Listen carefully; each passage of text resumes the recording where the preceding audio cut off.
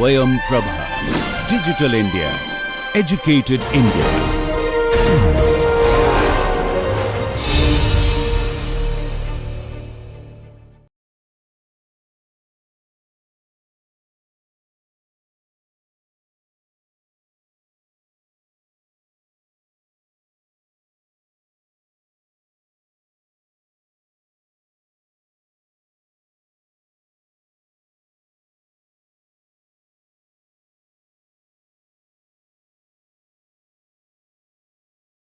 Hello and welcome everyone to the lecture 2 on our ongoing series on the modeling of multiphysics systems. My name is Dr. Abhishek Sarkar, and today we will go over the topic of vector calculus. So a brief summary on our lecture 1, especially towards the notation theory. So we have talked about three types of quantities. A scalar quantity was something that was defined by just a single quantity, one value. A vector was defined by three quantities in coordinate space. So ai along each coordinate direction e1, e2, e3. So I belongs to 1, 2 and 3. And a tensor quantity or a higher order tensor will be a second rank tensor will be denoted by 9 quantities. So aij along ei and ej. So independently 9 quantities a11, a12, a13 and so on. Okay, we are going over index notations again because this is something we will be using very rigorously in the vector calculus. So these three quantities, we talked about certain properties for these. I hope you have tried out the former example problems that we talked about in lecture 1. So if we would like to take the trace of a matrix or a tensor, so the trace of say a U tensor will be U11 plus U22 plus U33 which is given by UII. So repeating indices are added and that's why we have summation over I from 1 to 3 UII. So we are just adding the diagonal components, right? If you would like to add two vectors, say A vector is equals to B vector plus C vector, in that case we can write just the component part. AI is equals to BI plus Ci.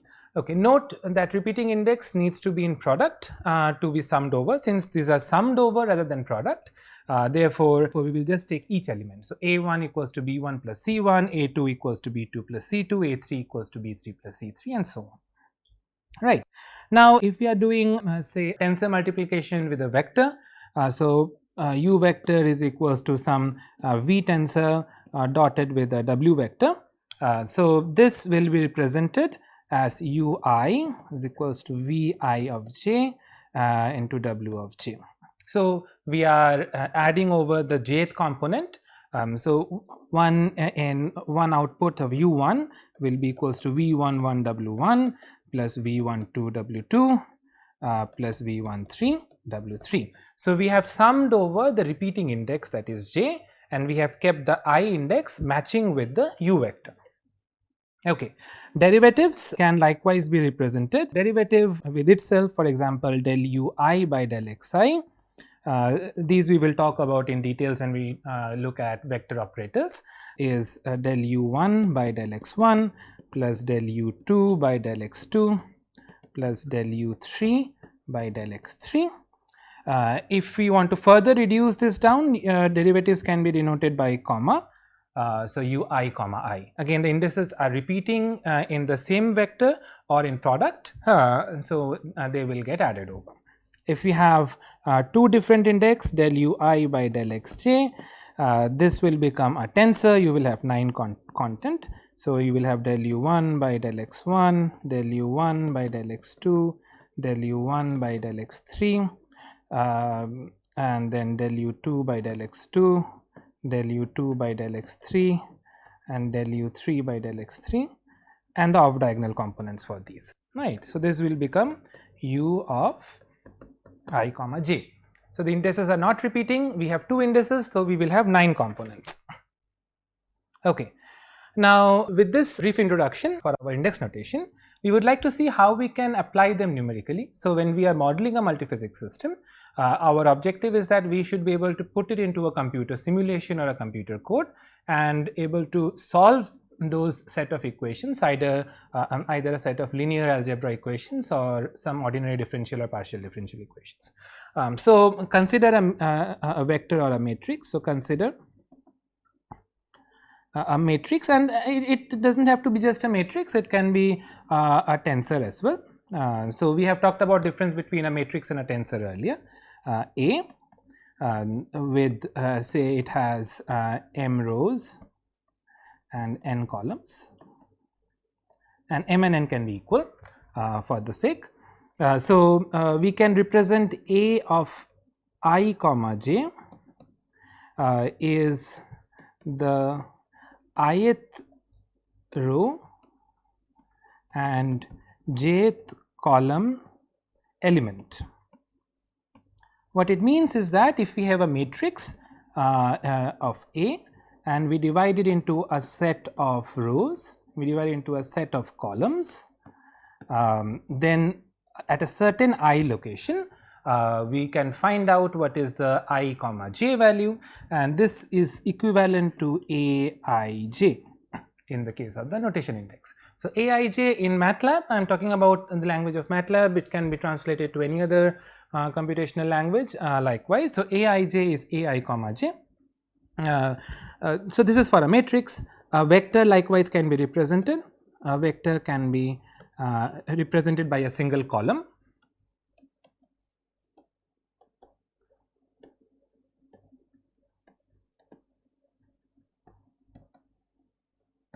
Okay. So the V vector, for example, is V of I. We have looked at it from index notation. So an ith element, so this is the ith element of V vector. Right. Now, if we have these understanding with us, then we can do vector products. So dot product, for example, if we take the last example, where say V vector equals to A tensor into some other U vector, say in this case we have taken W, so let us take it likewise. So W is equals to A into V vector. So in index notation we write W of I equals to A of Ij, V of j. What we are doing is that for each W of I, we are adding over the jth element. So W1 will be equals to A11 V1 plus A12 V2 plus A13 V3. So we are adding over these terms and so on. So in so in the case of a MATLAB formulation, we will say that W of 1 will be equals to A1 comma 1 into V of 1 plus A1 comma 2 into V of 2 plus A1 comma 3 into V of 3. Okay, this is now very easy to apply. So we will have a double for loop. So for I is equals to 1 to 3, for j is equals to 1 to 3, W of I is equals to A of I comma j into V of j. We put in end 2 times to close the double for loop, and the MATLAB code is shown over here. So we have defined a matrix or a tensor A, we have defined a vector V, we have created a dummy empty vector W. So we have shown it in 2 ways. The first one is A into V direct dot product. So you can do a direct dot product in MATLAB. Many of the current softwares will allow you, if you do it in Python, if you do it in MATLAB, even some of the older softwares will allow. If you want to write the base code, then the base code is likewise. You can use the index notation method for summing over. Okay, so this is just an introduction to the numerical implementation. We will go over it in detail in the upcoming few lectures. Alright, so lecture is based upon vector calculus, and I would like to introduce you to this world of vector calculus. So the field of calculus, it is applicable for vector fields in 3 dimensions. So in a 3D space, we are looking at functions rather than values, right? So in the last lecture we have talked about scalar quantities, vector quantities and tensor quantities. These were quantities, means that they were defined by just a single value.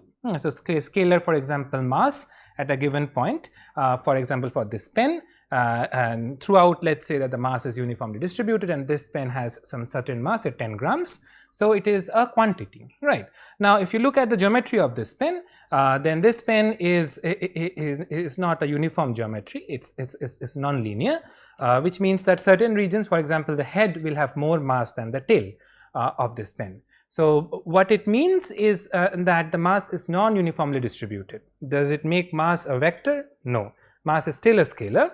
However, mass is now a function of x, y, z, that's the 3 coordinate system, and that function is what we call a scalar field, right? Likewise, a vector field and tensor fields will exist, in which each direction would be represented by functions rather than quantities, right? So this is a source image from Wikipedia showing a scalar field. This is an image that I created in MATLAB, which shows an inward flowing vector field. Scalar fields are represented by a single function. Vector fields can be represented by 3 functions. Some examples are position field, spin field. Okay, we will go into an in-depth study of these. Okay, so starting with scalar field. So a scalar field can be defined by a single function that gives a single value output for a variable in the spatial coordinate. Okay, so what I mean by that is in a 3D spatial coordinate,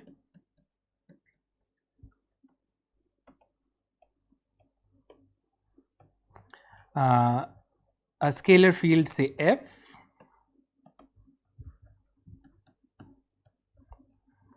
is a function of x1, x2 and x3. I am writing x1, x2, x3, that is equivalent to x, y and z. X is x1, y is x2 and z is x3. Okay, so we can say that f is equals to is a function of x1, x2 and x3, or x, y and z. It will give you one value at a given x1, x2, x3 point. There is this representative image of a temperature field. So let's write an example. So for example, a temperature field is defined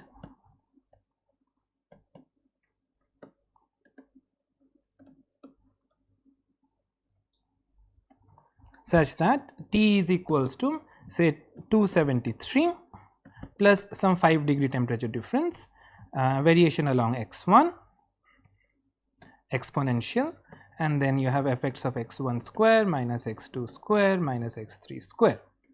Okay, so this is a temperature field. How do we define this in a program? We can define x1 from a given domain. In this case, I have did it from 0 to 1. So x1 varies from 0 to 1, x2 varies from 0 to 1, and x3 also varies from 0 to 1. Now you can create a mesh in 3 dimension. Different softwares allow you to create meshes in different way. MATLAB uses mesh grid. So you can create a mesh, and then within that mesh you can find out the value of T for each value of x1, x2 and x3. So you will get T as a 3-dimensional matrix having the values of temperature at each grid point that you have created. So this is represented over here. This is a scalar field slice of the given temperature function. We'll go over onto vector fields. Now, scalar fields were just one function. A vector field, just like a vector quantity, is defined in 3 directions. So instead of 3 quantities or 3 numerical values, we will have a set of 3 functions in coordinate space.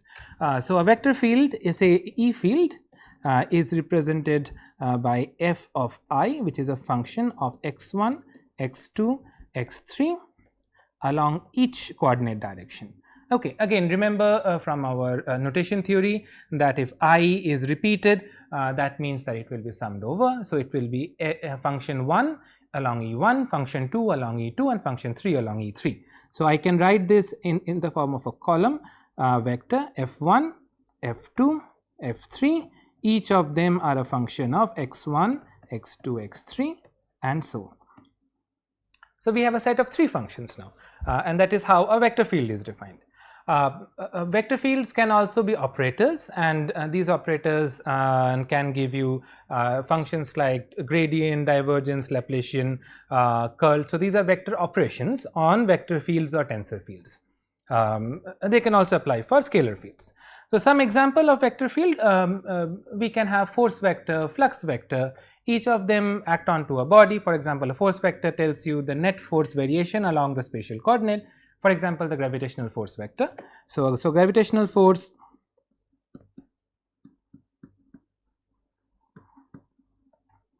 are given by f of g, which is equals to say minus the attractive force gmm over some r cube into some r vector. Okay, so this r vector is the direction vector along which it is working, and gmm over r cube will become the scalar multiplier to that. Okay, we will take two quantities as an example. First is called a position vector,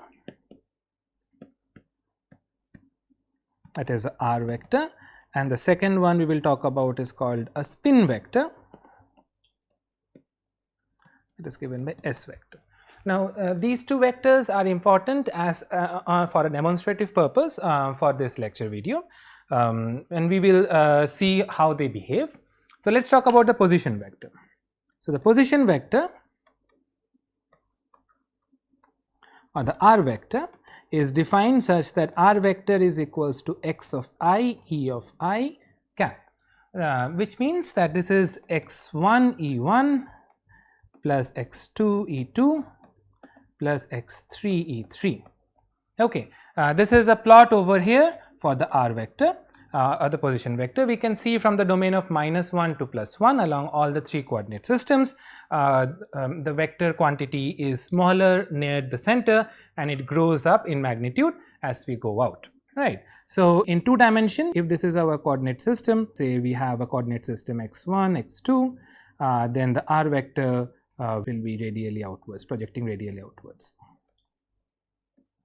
Okay, in a 2D plane, in a 3D representation is shown over here, and the magnitude of it will increase as we go out, right. It will be scaled by x the position. The magnitude of this r vector, say small r, is equals to the mod of this r vector is square root of x1 square plus x2 square plus x3 square. So the unit vector u of r will be r vector over small r, and this therefore will be equals to x of I by small r e of I. Okay, and the unit vector, that is u of r, is given over here. So this is a unit position vector. The behavior is the same as the position vector itself. However, the magnitude of it is equals to 1. So the mod of the u of r vector will be equals to 1. So each vector length will be the same. The direction will be flowing outwards. The second vector that we will talk about is our spin vector. So our spin vector or s vector is defined in a 2D plane rather than in a 3D plane. So s vector, capital S, is minus x2 along E1 plus x1 along E2. Okay, so look at this spin vector over here. We can see that the spin is counterclockwise. It's rotating along the right hand side rule with the E3 direction to be the axis of rotation, and we have the spin rotating in the counterclockwise.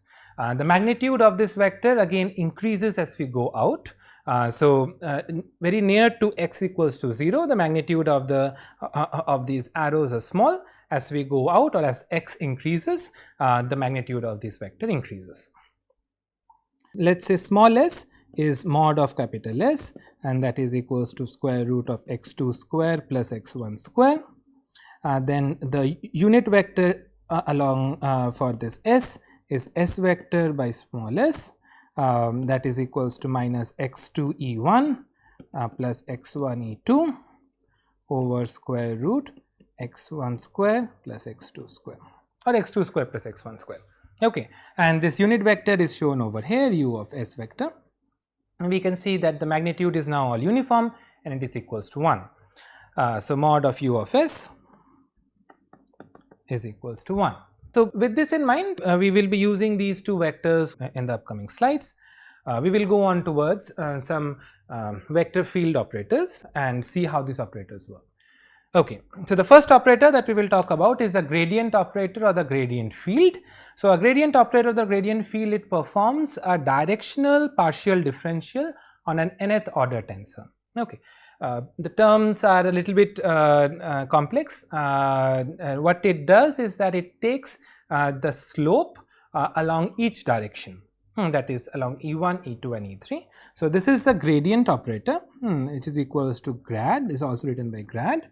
What it is doing is it is a vector composed of three quantities, del by del x1, del by del x2 and del by del x3, where x1, x2 and x3 are the direction vectors, that is along x1 along 1, 2 and 3 direction, and the partial derivatives are taken along each direction.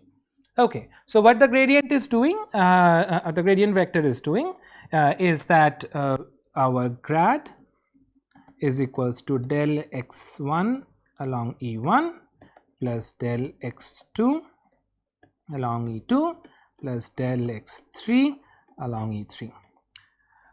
Alright, so if we have a scalar quantity, for example, grad of f is a scalar, it will be del f by del x1 along E1 plus del f by del x2 along E2 plus del f by del x3 along E3. So what did we get an output? We put in a scalar function and operated it with the gradient operator. The output we got was a vector. So it increases the rank of a tensor by 1 unit, right? So a scalar becomes a vector field becomes a tensor field, a second order tensor becomes a third order tensor, and so on. What it represents, and this is something I would like you to understand very clearly. Each of these operators are just not mathematical quantities, right? They are something that you need to visualize in order to apply them in the case of a complex multiphysics system. So a gradient operator, it gives you the direction of slope. So if something is flowing from inside to outside and the slope of that quantity is increasing, say a temperature field is there which is less at the center and is increasing as you go out, in that case the gradient of it will give you the direction of the slope from low to high. Okay, and as we talked about, it increases the rank of a tensor by 1, which means that a scalar of a gradient on a scalar field will give you a vector field, and on a vector field will give you a tensor field.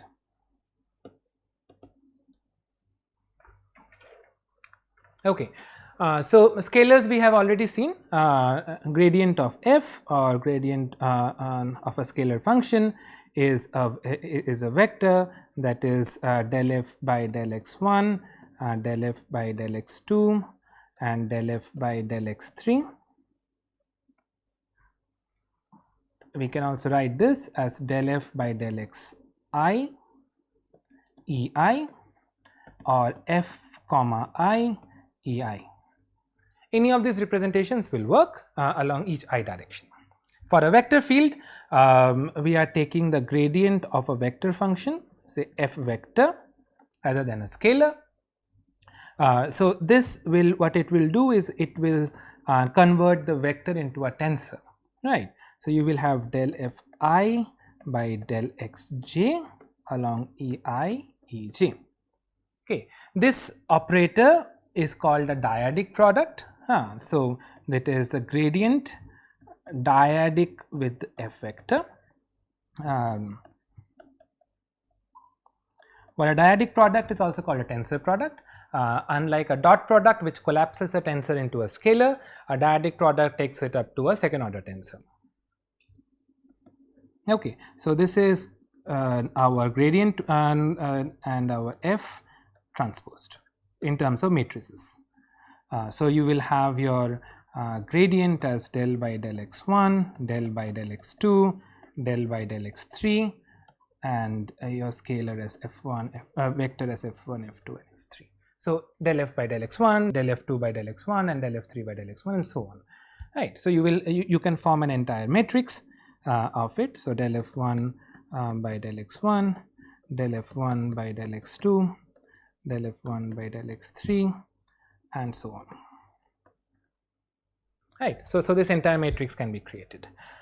We can take an example. So we have talked about a vector field earlier. That's a gravitational field. So the gravitational force field, we said f of g was equals to minus gmm over r cube into r vector. We now recognize this r vector as a position vector, which is equals to minus gmm over r cube. Small r is the magnitude of the position vector into x of I e of I cap. So our gravitational potential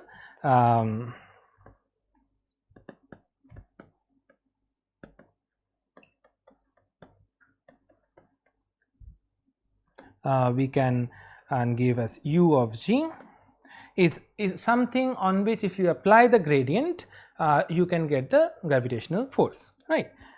So this will be equals to, so if you integrate, so it will be gmm over r cube into x of I, which is equals to minus gmm over r cube into r square equals to minus gmm. Okay, so that is our gravitational potential. So how did this come? What did we do is that any vector field is not a gradient field, but every gradient field is a vector field. So let's write that statement down and then I will explain what it means. So all vector fields are not gradient,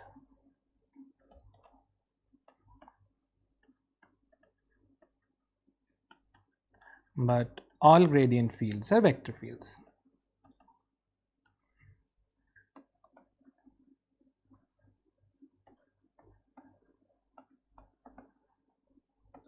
Okay, what we mean is that if you have a vector field and that vector field comes from the gradient of a scalar field, then that is called a gradient field, right? So let's take our r vector.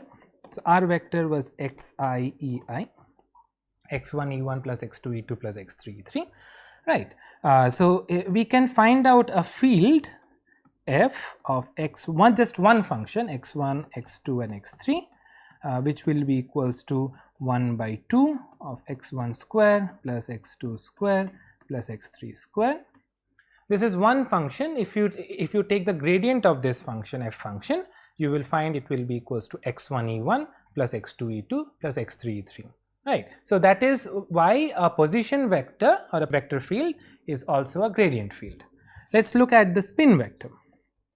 Spin vector was minus x2 e1 plus x1 e. Can we make a scalar field out of it? So one function, if you integrate the first term with x1, you will get minus x1 x2, or if you integrate the second term with x2, f2 will be equals to x1 into x2. We can see that f1 is not equals to f2, and therefore this is not a gradient field. Okay, so a spin vector is not a gradient field, however a position vector is a gradient field. Okay, that makes sense? All right. So we will talk about some gradient field properties. So gradient of a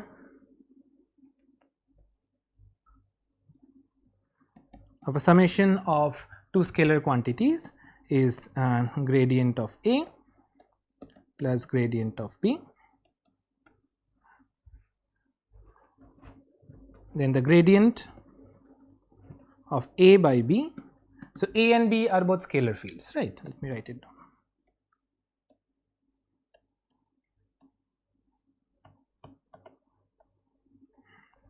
Will be, if we will now apply the quotient rule, that is B grad A plus A grad B by B square. Oh, minus, I'm sorry. If you have a vector field at the top and a scalar field at the bottom, this becomes B grad A vector minus A vector dyadic with the grad of B divided by B square. Okay, keep in mind when we are trying to do these operations is that the order of the tensor remains same. So gradient of a scalar becomes a vector, right? So in the first case we can see that both left hand side and right hand sides are both vectors. In the second case again it is a scalar quantity on which we are applying gradient, so the right hand side becomes a vector. So grad of A is a vector, B is a scalar, grad of B is a vector, A is a scalar. So it matches that it is a vector quantity. In the third case it is A vector over B scalar. So a gradient of a vector field now is a tensor field, that is a second order tensor. So B of grad of A, gradient of a vector is a tensor, so the first term is fine. Second term you have A vector and you have grad of B, which is again a vector. Now two vectors can only be multiplied to create a tensor if you use a dyadic product, and that's why I've used a dyadic symbol over here, and that's where the dyadic symbol is used. Okay, likewise we can do it for product. So grad of AB is B grad A plus A grad B, and grad of A vector into B will be equals to B grad A. Again this is a tensor. Now to make the second term a tensor we need to insert a dyadic product, grad B. Okay, so this image over here represents what we were talking about in the case of gradient fields. We are trying to visualize a domain in which we have a hot center. So the center of the temperature field is higher, and this is the temperature function that I am using. So it's a radial temperature distribution with some T0 multiplier, and it's going by R to the power of n power. Yes, we are going through the radius. So we have a hot center, so this is hot, has a high temperature, and then we have a cool outside. Okay, so where will the gradient go? So gradient is going from a low to a high value, so the slope will go, and therefore the gradients are all moving inwards. Okay, so the gradient is gradient direction is inwards. So from where? From the domain of low temperature to the domain of high temperature, and this is our gradient operator.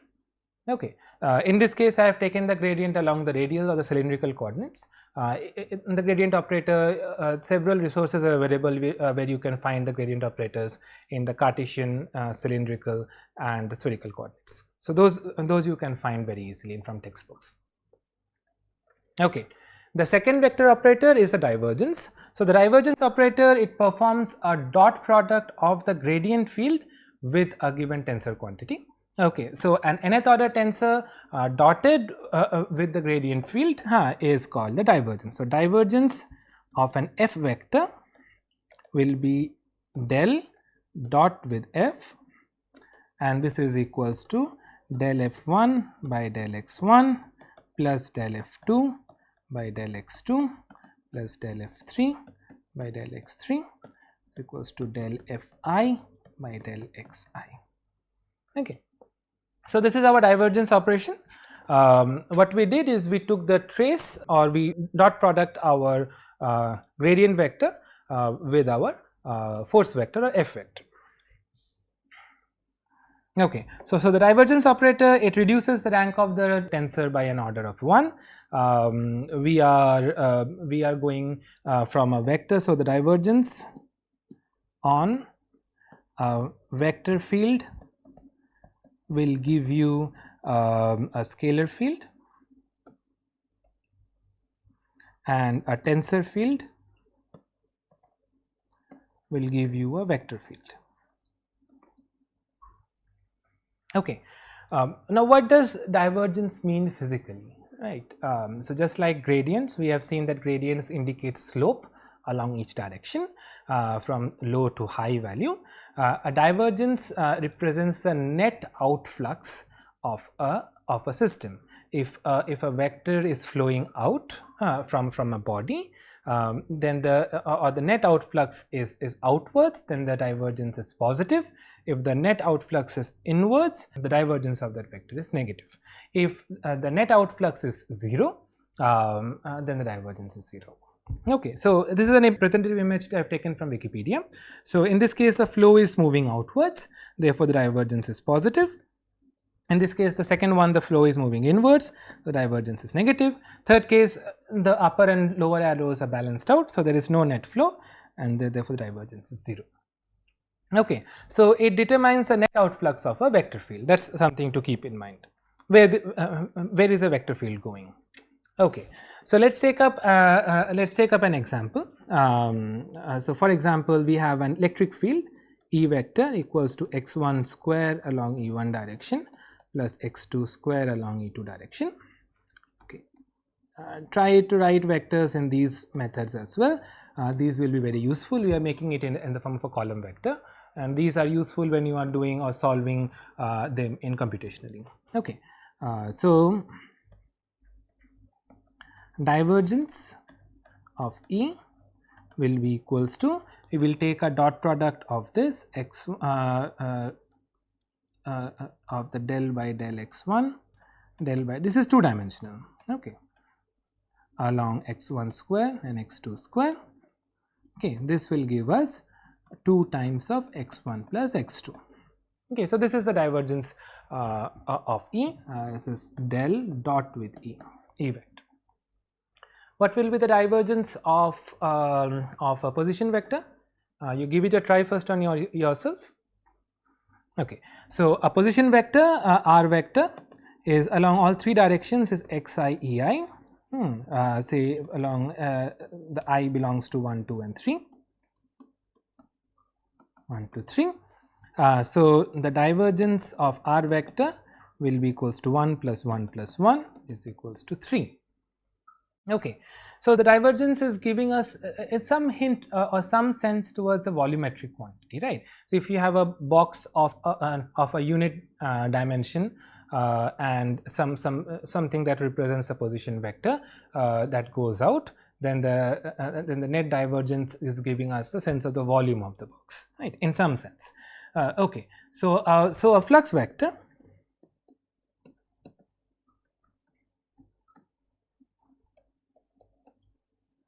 acting on a surface, say as a surface is del V, bound over a volume that is V, then we can say that del flux vector is capital F, del dot F is equals to limit the volume tending to 0 1 by V of F dot with the surface normal ds integration over the surface S, S is equals to dV. Okay, so we are taking an arbitrary volume V, which is infinitesimally small, and we have a net flux on the surface. Okay, is F vector, the surface of it is del V equals to S, then this equation applies onto it. So it tells us whether the flux on the surface, the net flux on the surface is going out or getting in into that volume, that infinitesimal volume. Okay, so if del dot F is greater than 0, then it is a net outflux under the given system. Some properties of divergence, so just like we did it for the gradient, the divergence del dot, so AF vector plus BG vector. So A and B are not scalar fields, A and B are just quantities, just values. So it is equals to A del dot F, B del dot G,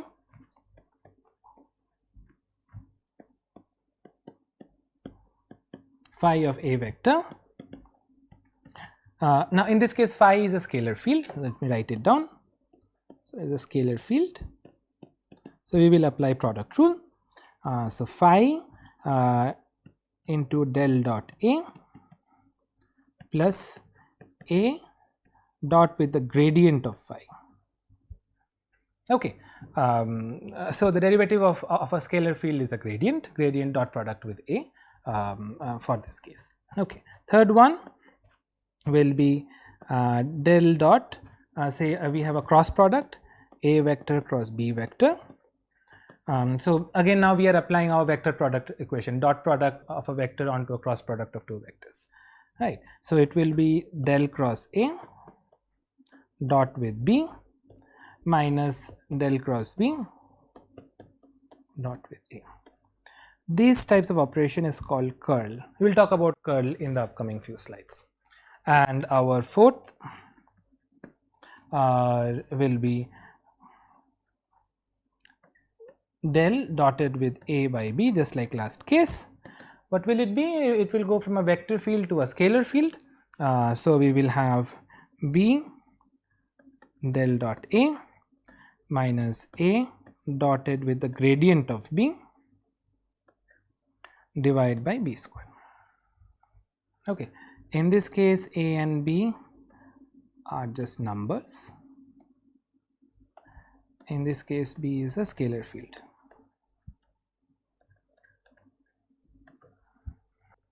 Okay, so this is again this the representation. We have a heat flux represented on the left and a divergence of the heat flux. So the heat flux vector, it is moving outwards, so the heat is going out. We can see that the divergence is positive because that the heat flux is going out, so it's an outflux of heat. Okay, the third vector operator is the Laplacian. So the Laplacian is very simple. It's the divergence of the gradient of a quantity of a tensor field. So it is del dot del of a given function, right? So this is our Laplacian. For a scalar field, this is also given by del square. Okay, which is equals to del square by del x1 square plus del square by del x2 square plus del square by del x3 square. Okay, so for a scalar field f, we can take the Laplacian del dot, so del vector dot with del of f, which is equals to del square f by del x1 square plus del square f by del x2 square plus del square f by del x3 square, which is equals to del by del xi del f by del xi is equals to f I comma f comma I comma I, right. So comma means derivative, I and I are repeated, so we are taking the second derivative of f. Okay, vector fields, let's take capital F vector. So del dot with the gradient of a vector field, so this becomes a dyadic product, right. This is equals to f of I comma jj, which will be, so each component, so it will be a matrix. We will have del f1 by del square f1 by del x1 square plus del square f2 by del x2 square plus del square, sorry, f1 all are f1 by del x3 square. Similarly, del f2 del square f2 by del x1 square, del square f2 by del x2 square, del square f2 by del x3 square, and similarly for the last one. Okay, so what we find out is that Laplacian neither increases nor decreases the rank of a tensor. If it is a scalar field, it remains a scalar field. So the gradient will take it to a vector field, the divergence will bring it back down to a scalar field. If it is a vector field, the gradient will make it a tensor field, and then the divergence will bring it back to a vector field. So it does not change the rank. What does it indicate? Physically, Laplacians are very important quantities. It is widely used in many of the diffusion based equations and in the Gauss theory in the case of electromagnetism. So heat transfer, mass transfer all have these Laplacian terms. What it indicates is the net outflow or the net outgoingness of the slope of a given quantity. So if you have a scalar field and the slope is going out, so say that the center is colder and the surface is hotter, so the net flux is going outwards, then the divergence of that will be positive, right? So this Laplacian indicates the net outflux of the slope of a scalar or a vector field. All right. So with that in mind, we can then take a few examples. So the Laplace equation, let's first take an example. Say del square f. F is a scalar field, so del square f by del x1 square plus del square f by del x2 square plus del square f by del x3 square. If this is greater than 0, then the slope is pointing outwards.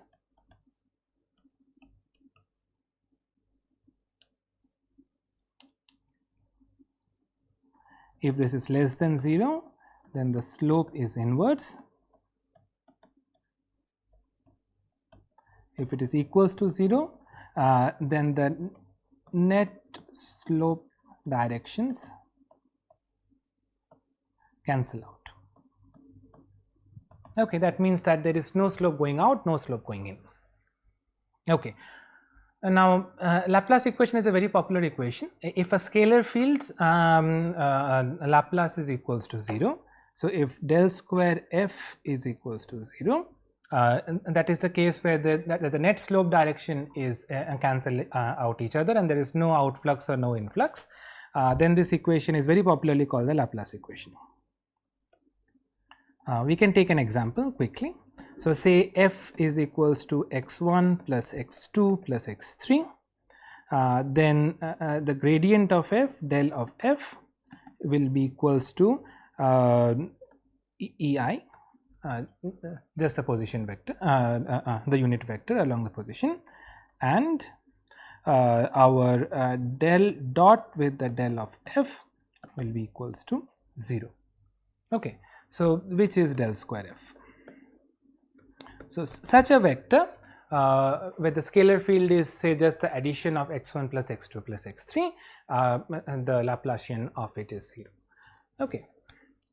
So we can take some examples. So first from the field of electrostatics,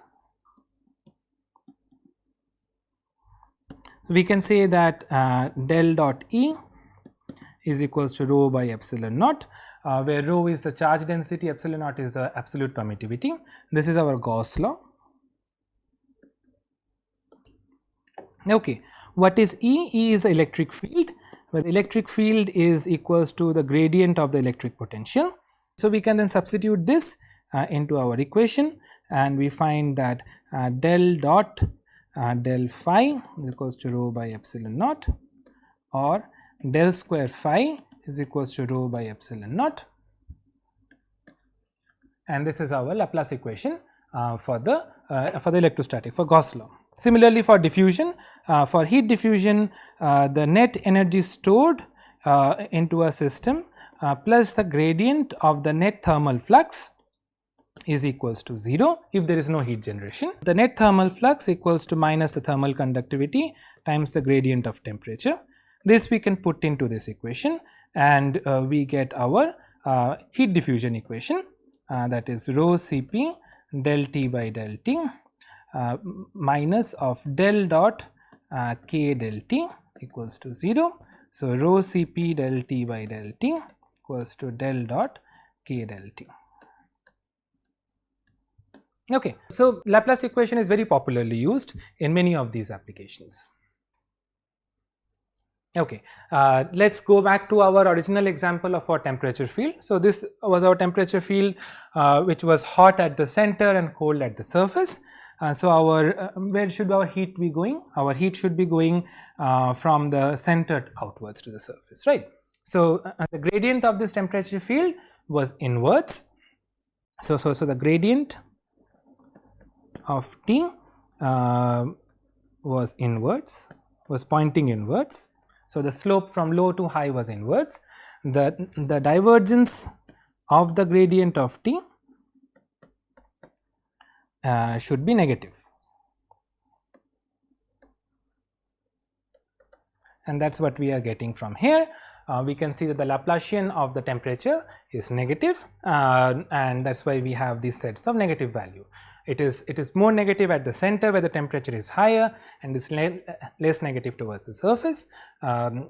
This is because of that r to the power of n and the nonlinear variation of temperature through the system.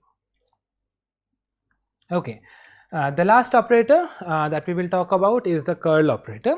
So the curl operator is the cross product of the gradient operator with the vector field.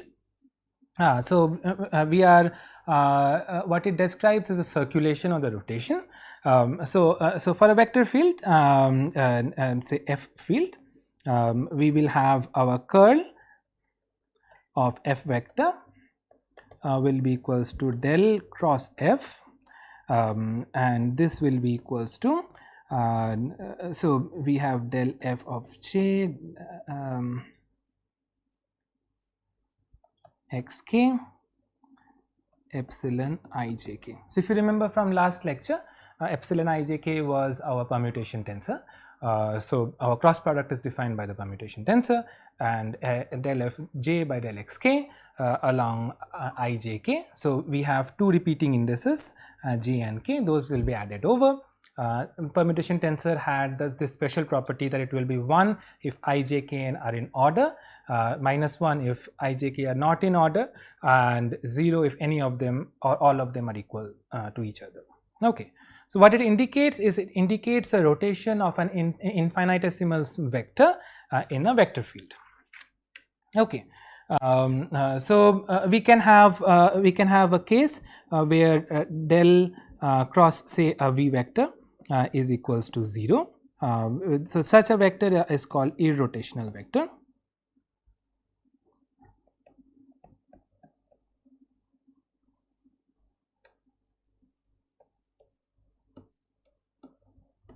Okay, can you think of one irrotational vector? We have talked about two vectors, r vector and s vector. So let's see which will work. So let's start with the spin vector. So s vector was minus x2 e1 plus x1 e2. So curl of s vector will be equals to so it will be along e3 direction. This will be derivative along 2. So minus this is s1 and this is s2. So we will have del s2 by del x1 plus del s1 by del x2. You can check it with respect to the permutation tensor. This will come as 1 minus of minus 1 along e3. So this will be 2 times e3. Okay, so 2 is positive. This means it is a counterclockwise flow, that is the RHS rule along the right hand side rule. Okay, check with respect to del cross r vector. R vector, so this is our position vector.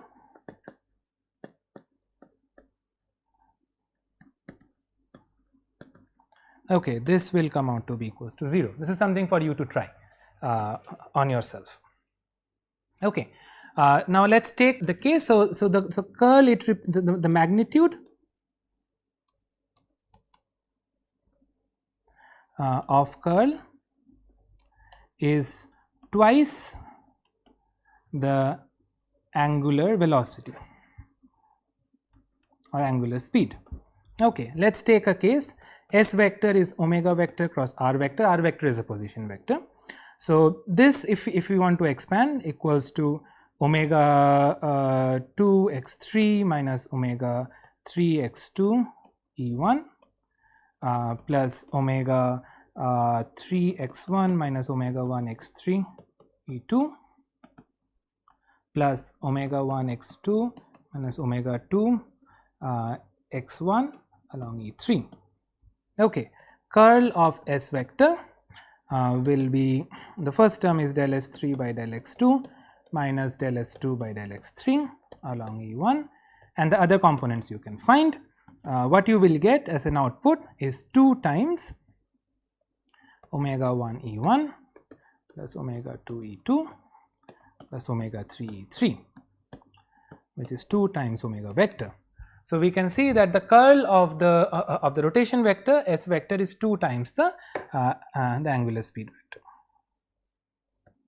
So this is the angular speed. Okay, and the curl of the gradient. So this is the curl of gradient. This will be equals to 0, and the divergence of curl of a vector f will also be equals to 0. Okay, these two properties you can check on yourself, and with that we will end our today's lecture and continue from next time onwards. Thank you.